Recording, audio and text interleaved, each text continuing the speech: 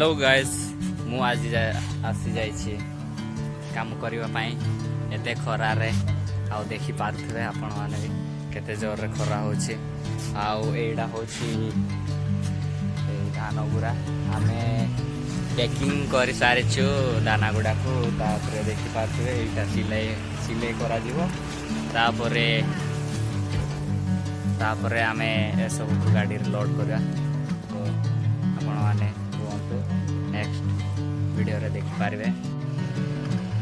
तो सांग माने देखि पारथबे एटा होची आम गाड़ी तो एटा रे हमर माल गुडा लोडिंग होबो सो एबे आमे लोडिंग करवा तो एटा लोडिंग कर सार की आउ अन्य जगह को जाते होबो सेठी आउरी माल लोडिंग करकी हमर एई मालटा होची आम ये मिल को जीवो तो सेठी फ्रेश है कि